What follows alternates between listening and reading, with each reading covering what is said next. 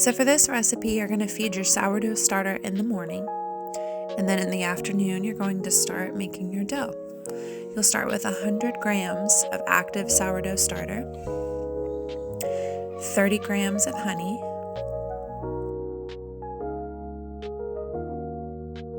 and 200 grams of filtered water.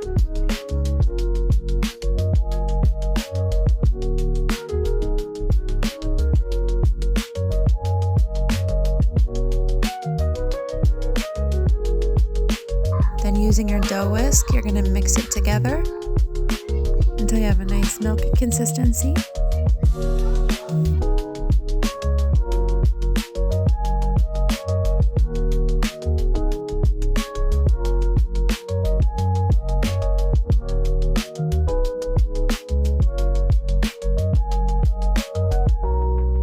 Now we're going to add 125 grams of frozen raspberries.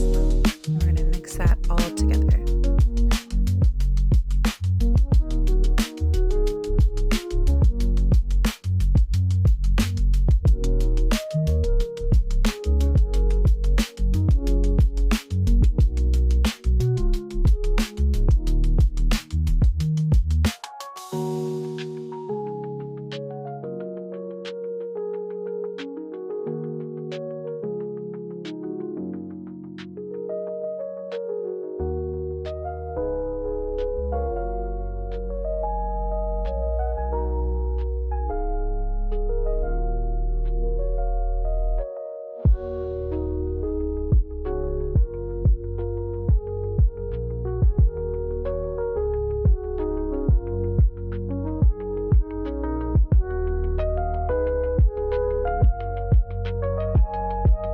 Next, we're adding 550 grams of flour.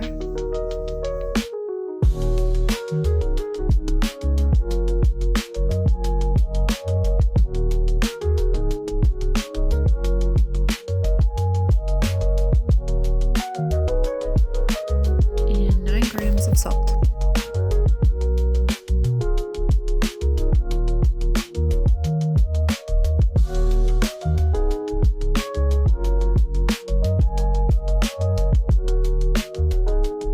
Using your dough whisk again, you're going to mix that all together until there are no dry clumps left.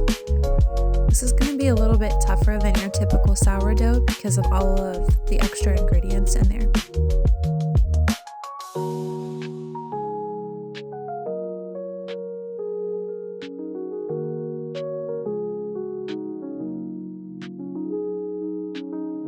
If at any point you feel like you need to add a little bit more water, that's fine. Just make sure you do a very little bit at a time.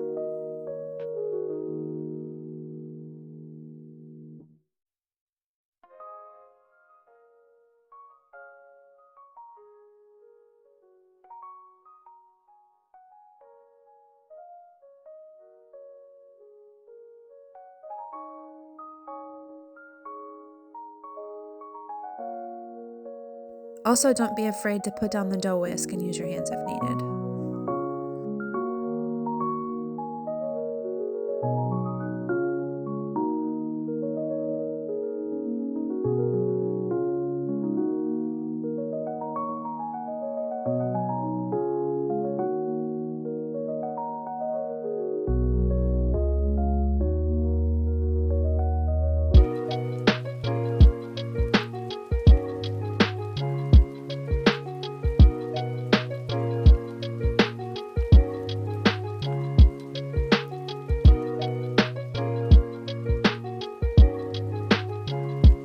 So when your dough has formed and there are no dry clumps left, you're going to cover this and let it rest for 45 minutes at room temperature.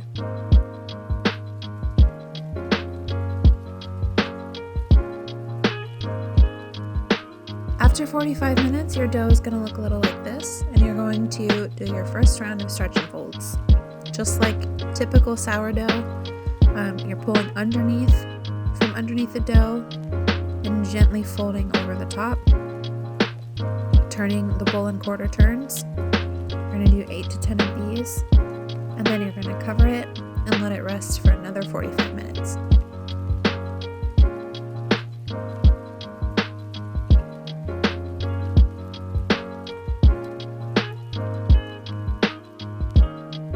notice that the dough here is a lot tougher and stronger than your typical sourdough stretch and folds. Just be very gentle.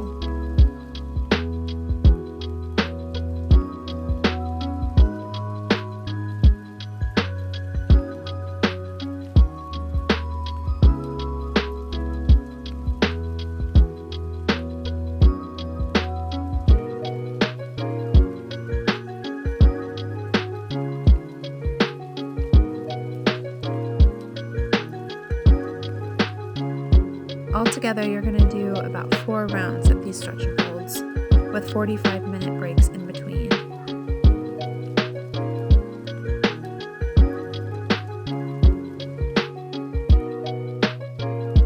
After your last round of stretch and folds, you're going to cover this and leave it on the counter overnight for bulk fermentation. The next morning, your dough should look something like this. It's going to be nice and jiggly, and it will have doubled in size.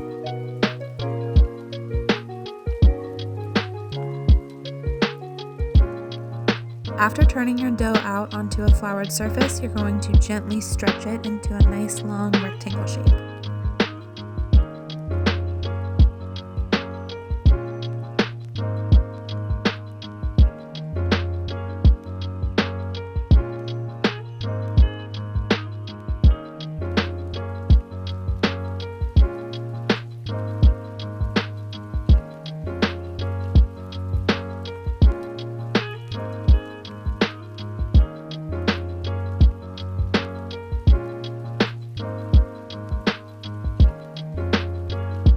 You're going to take 1 cup of white chocolate chips and you're going to sprinkle 2/3 of that all over the dough.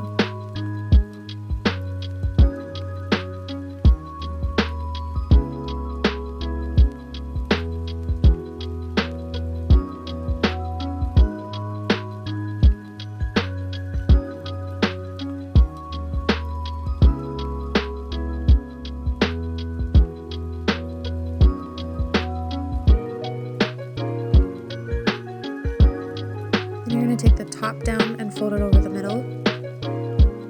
And you're going to take half of what's left of your white chocolate chips and you're going to sprinkle that over top of the fold.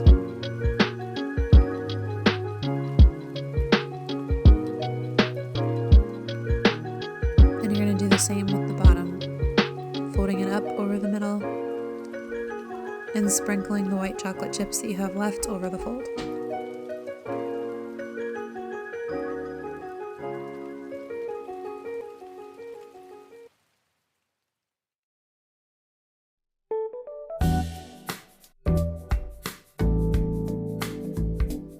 Very carefully, you're going to roll this into a tight ball shape, creating tension, but you want to be careful not to rip the surface because we don't want those white chocolate chips to fall out.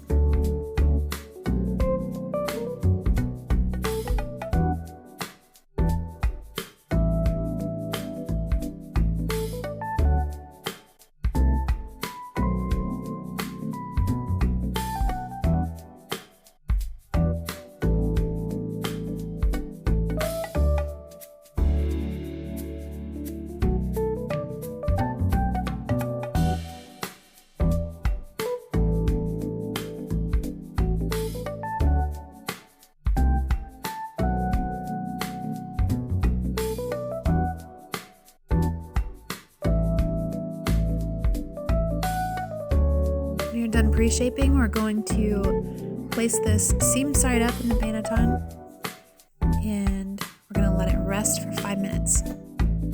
After 5 minutes, we want to stitch up the seam starting from the top and working our way to the bottom.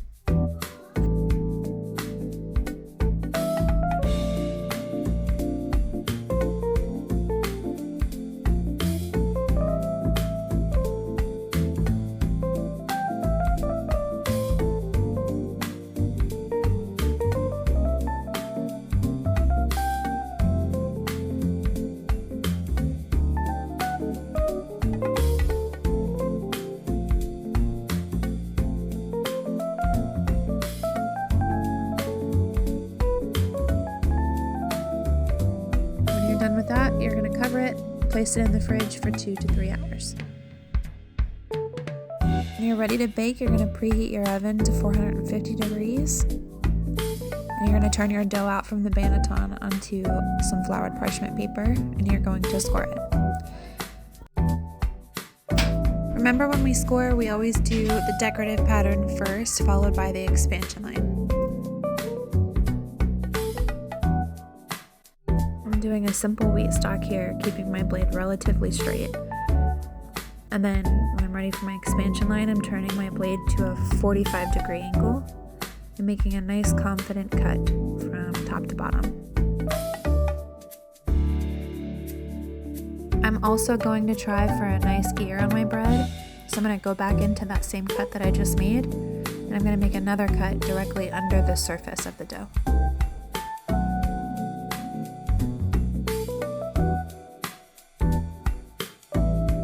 After you score, you're going to put it in the Dutch oven for 25 minutes with the lid and bake for another 18 to 20 minutes without the lid. She should look something like this.